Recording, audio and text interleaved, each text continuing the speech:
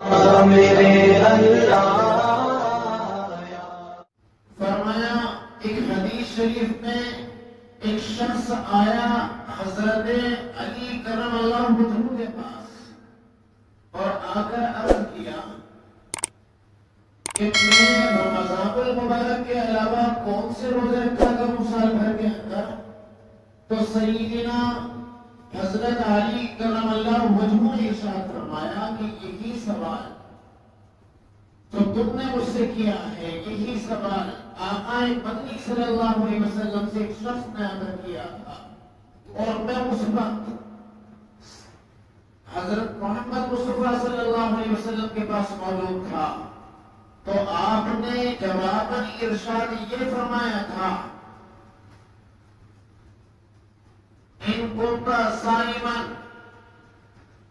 بعد شهر رمضان فصم المحرم فإنه شهر الله تاب الله فيه قوم على قوم ويتوب الله فيه قوم على قوم آخرين۔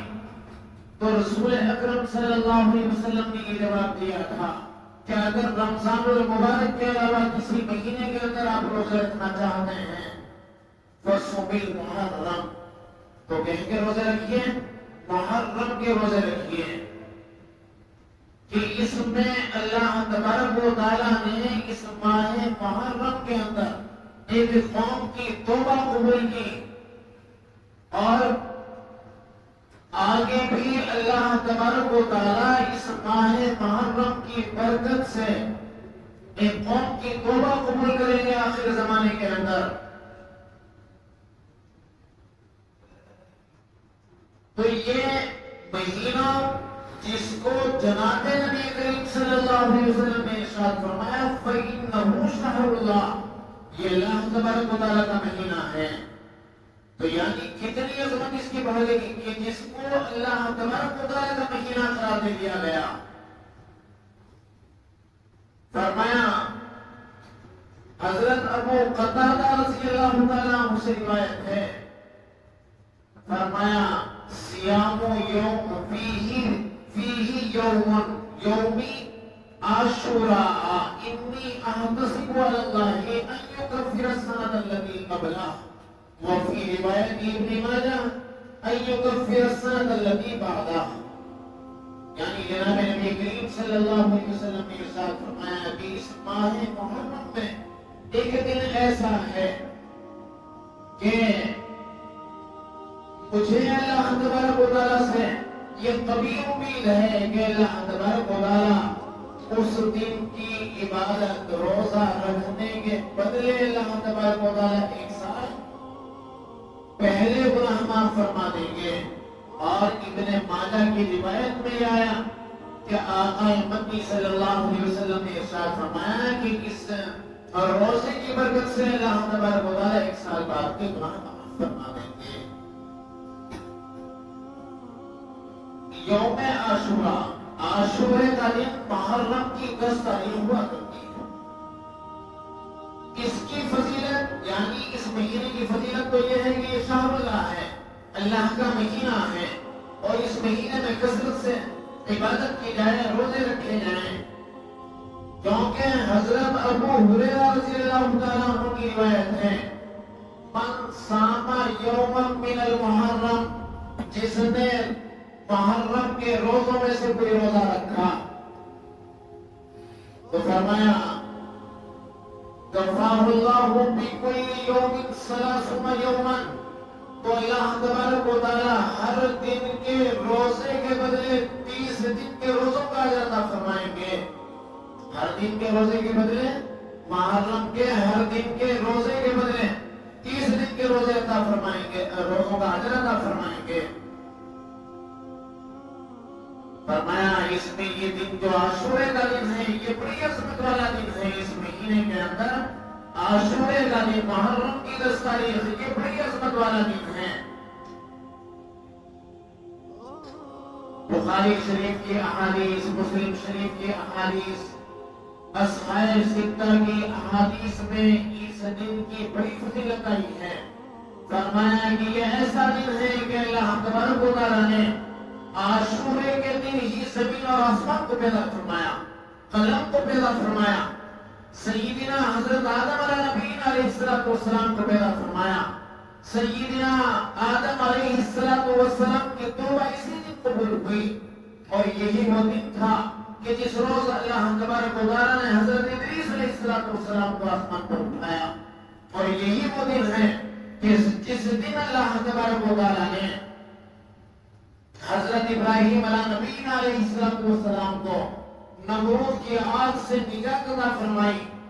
اور آپ کو لقب خلیل اللہ کا عطا فرمایا، اور یہی وہ دن ہے کہ جس دن حضرت یعقوب علیہ السلام سے اللہ تبارک و تعالیٰ نے حضرت یوسف علیہ السلام کی ملاقات کرائی، اور یہی وہ دن ہے کہ آپ کو قید سے آزاد کرا کر حضرت یوسف علیہ السلام کو قید سے آزاد کرا کر اللہ تبارک و تعالیٰ نے مصر کی بادشاہت عطا فرمائی، اور یہی وہ دن ہے کہ حضرت سلیمان علیہ السلام سے سلطنت چھن جانے کے بعد جب آپ سے سلطنت چھین لی گئی تھی، بادشاہت چھین لی گئی تھی، دوبارہ بادشاہت عطا کی، اور یہی وہ دن ہے کہ اس دن اللہ تبارک و تعالیٰ نے روح اللہ یعنی حضرت عیسیٰ علیہ السلام کو اللہ تبارک و تعالیٰ نے پیدا فرمایا، اور یہی وہ دن ہے کہ جس روز اللہ تبارک و تعالیٰ نے حضرت نوح علیہ السلام کی قوم کو نجات عطا فرمائی، یعنی کشتی آپ کی جو بھی پہاڑ کے اوپر لنگر انداز ہوئی، اور یہی وہ دن ہے کہ جس دن اللہ تبارک و تعالیٰ نے حضرت موسیٰ علیہ السلام اور ان کی قوم کو نجات عطا کی، ایک ظالم و جابر فرعون کے استبداد اور ظلم سے نجات عطا فرمائی، اور یہی وہ دن تھا کہ جس دن فرعون کو اور اس کی قوم کو اللہ تبارک و تعالیٰ نے غرق فرمایا، اور یہی وہ دن تھا کہ حضرت عیسیٰ علیہ السلام کو اللہ تبارک و تعالیٰ نے آسمان کے اوپر اٹھا لیا، زندہ آسمان کے اوپر اٹھا لیا، اور یہی وہ دن ہے کہ جس دن نواسہ رسول سیدنا امام حسین رضی اللہ تعالیٰ عنہ ان کو اللہ تبارک و تعالیٰ نے میدان کربلا کے اندر شہادت عطا فرمائی، اور یہی وہ دن ہوگا کہ جس دن قیامت آئے گی، اس دنیا کا خاتمہ کر دیا جائے گا۔ تو یہ دن محرم کی 10 تاریخ جس میں دوسری قومیں بہت سی خرافات کے اندر مبتلا ہوتی ہیں، ایک حدیث شریف میں فرمایا کہ جب جناب نبی کریم صلی اللہ علیہ وسلم رمضان المبارک کی روزوں کی فرضیت سے پہلے آپ ہجرت کر کر مدینہ طیبہ تشریف لے گئے، تو یہ دن آیا، عاشورے کا دن آیا۔ عاشورے کے دن آپ مکہ میں رہتے ہوئے قریش مکہ بھی عاشورے کا احترام کیا کرتے تھے اور اس دن روزہ رکھا کرتے تھے، تو آقا مدنی صلی اللہ علیہ وسلم بھی وہاں پر روزہ رکھا کرتے تھے، لیکن جب ہجرت کرنے کے بعد آپ مدینہ طیبہ تشریف لے گئے اور یہ دن آیا تو آپ نے انصار کی بستیوں کے اندر خبر کرائی کہ جس نے ابھی کچھ کھایا پیا نہ ہو وہ پورے دن روزے کی طرح رہیں، اب کھائیں پیے نہ، اور جنہوں نے ابھی اور باقی لوگ روزہ رکھیں یہ خبر کرائی، تو صحابہ اکرام رضوان اللہ تعالی علیہم اجمعین نے آ کر عرض کیا یا رسول اللہ صلی اللہ علیہ وسلم یہ دن تو وہ دن ہے کہ جس دن انہو یوم یعظمہ الیہود والنصارى، کہ اس دن کی تعظیم تو یہود اور نصارانی بھی کرتے ہیں، یہودی بھی اور نصرانی بھی کرتے ہیں۔ آپ صلی اللہ علیہ وسلم نے یہودیوں سے نصرانیوں سے معلوم کیا کیف تصومونہ، آپ اس دن کا روزہ کیوں رکھتے ہیں؟ تو انہوں نے فرمایا انہو یوم انجى الله فيه موسى وقومه وغرق فرعون وقومه فصامه موسى شكرا فنحن مصومون، کہ یہ دن وہ دن ہے ہمارے نزدیک یہ بہت ہی زیادہ بابرکت دن ہے کہ اس دن اللہ تعالیٰ نے ہمارے پیغمبر حضرت موسیٰ علیہ السلام کو فرعون کی قوم سے نجات عطا کی تھی، اور فرعون سے نجات عطا کی کہ فرعون کو غرق کیا تھا اور اس کی قوم کو غرق کر دیا تھا. تو جناب موسیٰ علیہ السلام نے شکرانے کے طور پر روزہ رکھا تھا، تو اس لیے ہم آپ کی اتباع میں روزہ رکھتے ہیں. تو جناب نبی کریم صلی اللہ علیہ وسلم نے ارشاد فرمایا فَنَعْمَنُوا أَحَقُّ بِمُوسَىٰ مِنكُمْ، حضرت موسیٰ علیہ السلام کا حق تو تم سے زیادہ ہمارے اوپر ہے، اس لیے ہم بھی روزہ رکھا جائیں گے.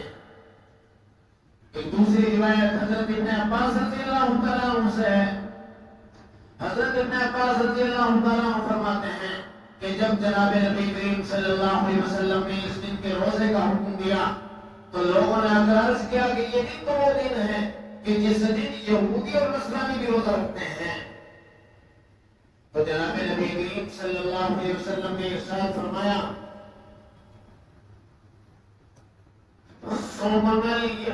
فَإِذَا كَانَ الْعَامُ الْمُقْبِلُ، جب آئندہ سال آئے گا، صُمْنَا الْيَوْمَ التَّاسِعَ، انشاءاللہ جب اگلا سال آئے گا تو ہم نبی کا روزہ رکھیں گے. اب یہاں فقہاء کرام نے، محدثین کرام نے اس کے 3 طرح کے مطلب لیے. ایک مطلب یہ کہ فرمایا کہ آپ نے بھی فرمایا کہ ہم اب نویں کا روزہ رکھیں گے، تو ایک فقہاء کی ایک جماعت گئی کہ بس اب نویں کا روزہ رکھا کریں گے، بجائے 10ویں کے 10 محرم کے 9ویں محرم کا روزہ رکھیں گے. دوسرے محدثین نے کہا کہ نہیں، آپ کا مطلب یہ تھا کہ ہم 9ویں کا بھی روزہ رکھیں گے. تیسرے محدثین اکرام کی جماعت گئی اور فرمایا کہ یہ تو تشابہ کی وجہ سے تھا کہ یہودیوں اور نصرانیوں سے مشابہت نہ ہو جائے، اس لیے مطلب یہ تھا کہ یا نبی کا روزہ ساتھ میں ملائیں گے یا 10ویں کے ساتھ 11ویں کا روزہ رکھوائیں گے. لیکن دور حاضر میں حضرت مولانا منصور احمد نعمانی نور اللہ مرقدہ، ایک جلیل القدر